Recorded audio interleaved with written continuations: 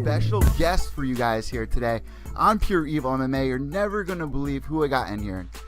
The cartoon guy, Mojahed Fudailat. And how do I pronounce your name correctly so the audience can hear?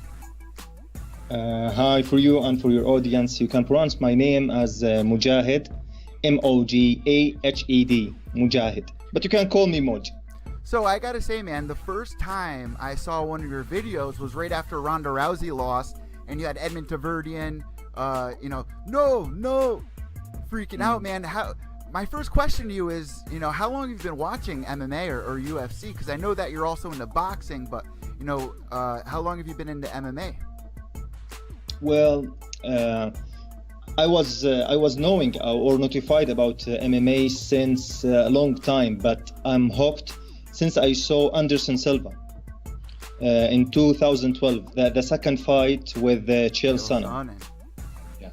So your videos, man, are pretty much viral at this point. You've had people like Gina Carano comment. You've had Brendan Schaub, Brian Stan, even Rogan retweet. What does that feel like? Were you expecting such a big reaction from your videos? Actually, when I start, I wasn't expecting much, not from me or from the community, because I started just for fun. The first video I did was for UFC 206 for Max Holloway versus Anthony Pettis, and it was a huge. Then for the Fly Champ, AG,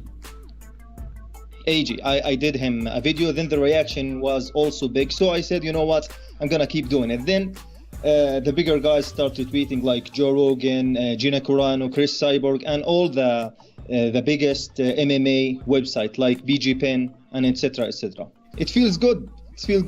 Between your videos and some of the images that have been coming out for like Boss Logic, I mean, this is something that our community needs. And with the way the world is right now, sometimes we need that laughter, man. And your videos are absolutely genius, even though, like, if you weren't an MMA fan, you probably wouldn't get some of the videos, like what they really mean.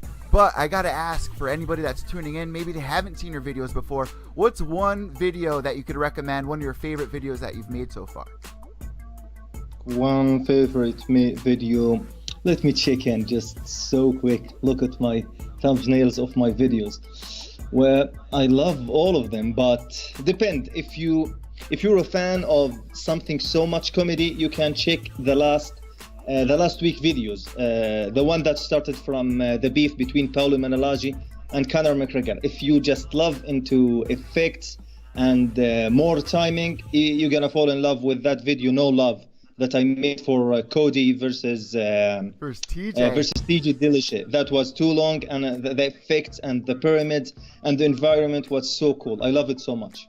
So even like the little things in your videos that I've been catching, like on Brendan Schaub's shirt, the I disagree shirt, like stuff like that, it definitely makes me crack up. So this must mean that you follow and listen to all the podcasts like Joe Rogan Experience, Brendan Schaub. Is that true? Are you a big fan of their shows?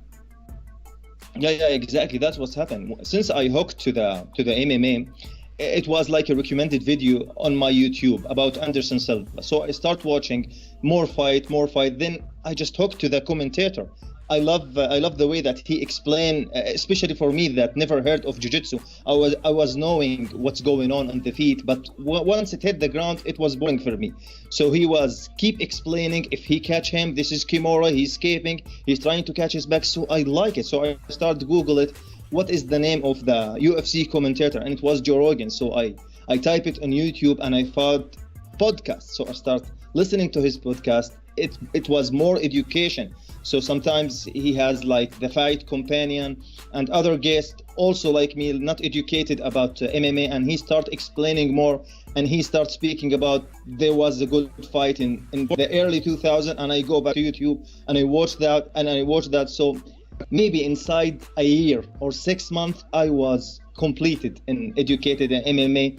Even I watched all the great past fights. So have you ever heard of Tommy Toehold before in the past? Yes, he's a great cartoonist, and our path crossed. We introduced to each other in email, and I told him, and he told me we're both open to work together one time. You know, because the way that he started, I mean, he absolutely blew up. And it all came from one day just somebody showing Dana White one of his YouTube videos, and Dana loved it. And Dana puts him on FS1. You know, have you had any other stars reach out to you a little upset as, you know, what your cartoons say? Like, for instance, Tyron Woodley, you know, calling everybody racist, stuff like that, which I crack up about. I love it. And you got to have a sense of humor towards it. But have you had any negative reactions to your videos? From the start, from the stars that in my videos, no one has a negative, like please remove this, please don't use my image, or no, everyone loved it. Even Tyron Woodley, he contacted me, and he thinks it's super funny, and he was angry about his hairline, because he told me that he did not have a hairline like LeBron James. And for me, I didn't understand what is a hairline like LeBron James. So I Googled it and I found it. So I said, you know what? I texted him back and I said, okay, next appearance, I will fix this problem. But I forgot and I kept it. Another thing that's so impressive, and I got to ask how you do this, are the voiceovers. Like, you pretty much nail a lot of this. How much work goes into, you know, finding those clips from other podcasts, you know, like Brendan Schaub, saying like, I disagree, or these freaking Gucci boots. I mean, how much time goes into each one of these videos? How long does that take? Actually, when I started like 9 months or 10 months ago, I was already lifted the animation for 3-4 years. So the process was too slow. I started doing animation. It was the single animation, like 1 minute to 30 seconds, was taken from me like 15 days. Then start going small. 10 days, 5 days. Now I am able to make an animation every single day. But the challenge now, as you said, is picking the audio and writing the story. But because I have a good memory, I can watch podcast and I can remember which episode that guy said this and which episode said this. And the beautiful thing about there's some YouTube channels that rip a few parts of the episode, like funniest moment, like Joe Rogan on Habib, Brandon Cast, beef with Nate Diaz, just 5 minutes, 7 minutes. So it's much easier for me than going back and watch the whole episode. Tonight, I'm gonna publish a new animation. It's gonna be so good for Robin Black. This one took me a whole day watching Robin Black YouTube until I get few lines, especially from Conor McGregor, Floyd Mayweather breakdown. I watch the 6 hours until I get just few seconds that I seek, that I want. But it was in point, and I think it's worth it. So that's going to be coming out tonight on your YouTube channel? Yes, it's going to be in my YouTube social media. So for anybody that's actually listening to the podcast and, you know, aren't watching the video cast, make sure you're following him, and I'll spell it out for you. It's at Mojahed Fudailat. One more time, let me get it out there for everybody. It's Mojahed Fudailat. Now you also have an Instagram and you know, your Twitter page is where I actually found you. And Brendan Schaub retweeted your latest video of him and Nate Diaz beefing. I'm just gonna play the audio really quick for the audience that's tuning in via podcast.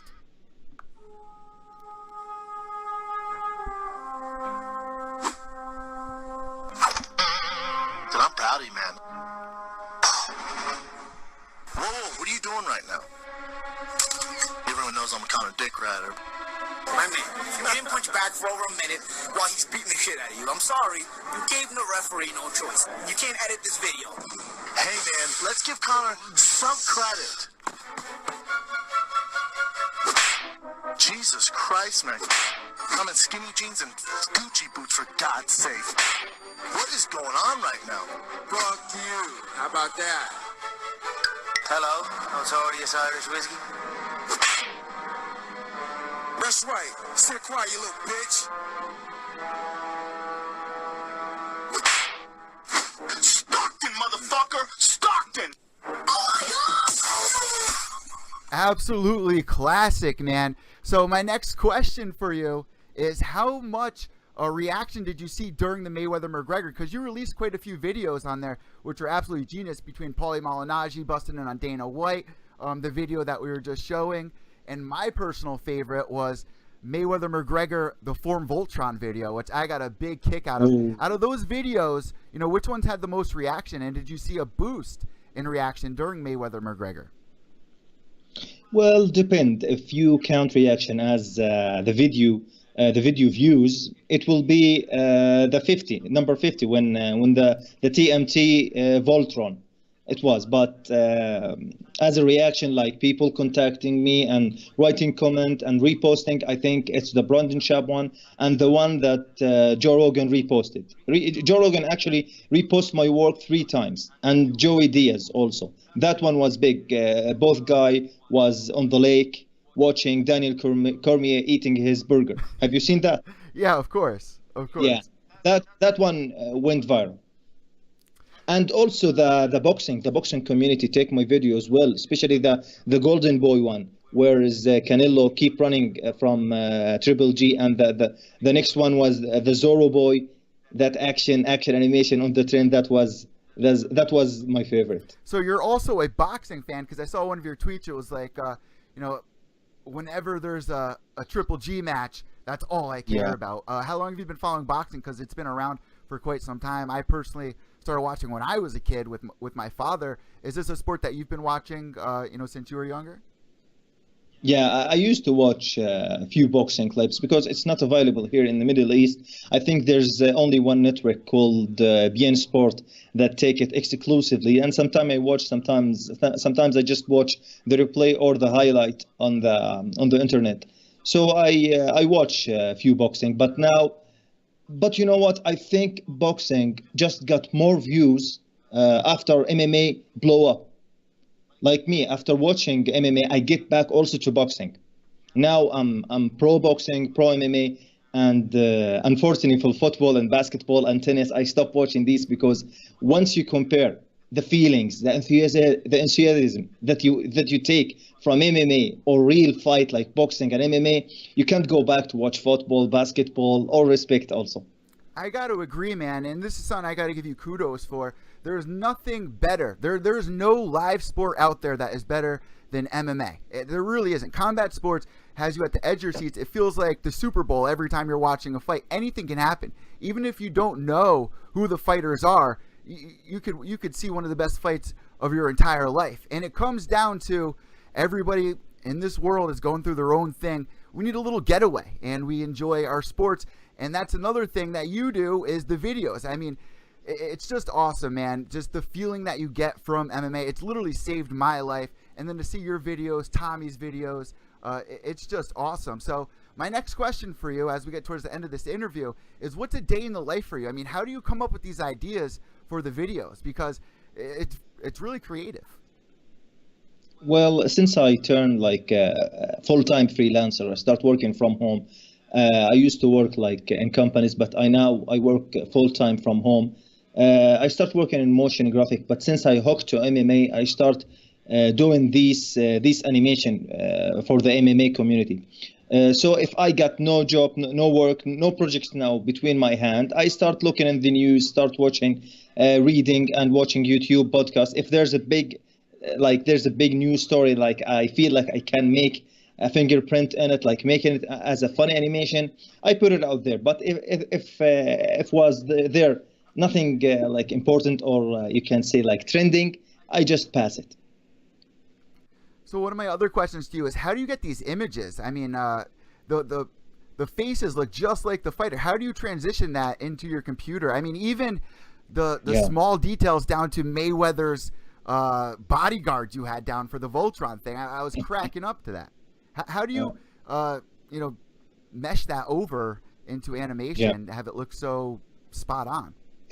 It's really complicated, because anyone familiar with 3D art, 3D animation will know that this work is no joke, because there's the modeling involved modeling and texturing and rigging and animating and voiceover and rendering. It's take a whole process. But once you pro and you have like 7-10 years experience behind you, it will become so easy. The same thing when you see a jiu-jitsu practitioner. You look at him and you see how many sweep, how many transition. You see how exactly our human being can do this. The same thing for me. I start doing these animation, or I'm involved in the 3D animation since 10 years, and it became so easy. About the faces, sometimes I found like a very hard time to find a real front face, front image for the character that I want to design, because sometimes you're going to find lighting from the right, lighting from the left. It will ruin the image. So sometimes I found it in Google, and sometimes I rip it off from YouTube. There's good high resolution interviews for these guys where I can take images from the left, from the right, and I can make my model as much as close to those images. And if you follow my work from the past, you're going to see the difference. Every animation, there's a big gap, big leap towards more high quality.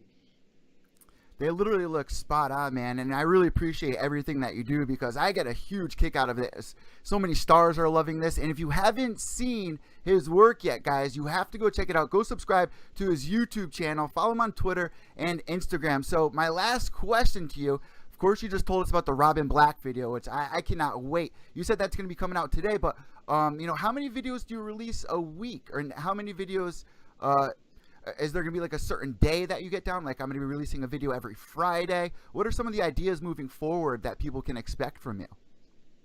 Mostly on the news. Once you see something hot in the news, you must know for sure that inside 2 days, 3 days is going to be there an animation. But if it's cold out there, I don't think that there's going to be an animation soon. But because before and after the May Mac, there was so many materials out there that I can change and convert it to animation. So when you're sitting there watching a fight, is the next episode on your mind, like trying to think of little ideas? Like, how do you come up with these ideas? Is it during the fight? Is it constantly on your mind? Do you come up with ideas like driving in the car? I mean, give us a little inside of, you know, how do you come up with these ideas? Honestly, sometimes I don't control it, almost like a kid. I just watching a news, reading something, and I just say, yeah, that's fine. And I go just trying to make myself a breakfast or a meal to eat, and suddenly the animation start kicking in my head, and I say, oh my God, this is really good. And I go to my computer and I write the story, and I try to suppress it until I make it as 1 minute, because I love my animation to be short, where people can share it and view it as much as they can. So sometimes I don't put one effort to make these stories. Sometimes they kick in without my control. Sometimes I'm just listening to music, and the music motivates you and activate something in your brain to start create something from your own. Once I find like I have difficulties to write a story, I pass, I move on, because I know it's not gonna feel real, it's not gonna comes like natural, so I pass. I just wait this animation to kick in naturally. So this is my last question, and I promise this is my last question. I'm so happy that you came on, because I'm literally obsessed with your videos, as of, you know, Gina Carano as well, Brendan Schaub, Joe Rogan. But I asked you this question at the beginning. I got to ask you it again. What's another one of your favorite videos that you've created, other than the one that you've already shared at the beginning of the interview? What's another one that people can go check out? Also the negotiation that happened between Floyd and Conor McGregor. Have you seen that? Yes, of course. And I retweeted them all on my personal Twitter as well. Yeah. The negotiation went viral after the Mac Life reposted, and I'm sure that Conor McGregor are watching these, and I saw that he's liking some of my videos and other posts. I saw him like this video has been liked by Mac Life, has been liked by Conor McGregor. So, and I think if I'm sure he reposted one of my work in his Instagram, the first one I have done for him. Again, when that actress said MMA is not an art. Meryl Streep, yeah. Yes, that one he posted in his Instagram, and it take maybe 1,500,000 views. Wow. Just in his Instagram. This is my last question. I just keep getting questions coming to my head. When are we going to see the movie? When are we going to see an actual, maybe a 10-minute animated movie? Do you have plans to do something like that coming? Well, people ask me so much for this. They wish if my animation were a little bit longer. They wish if I have a short movie like 20 to 10 minutes. I keep it in mind. Maybe in the future, once we have, and I think a movie like this, I think it's gonna be a teamwork.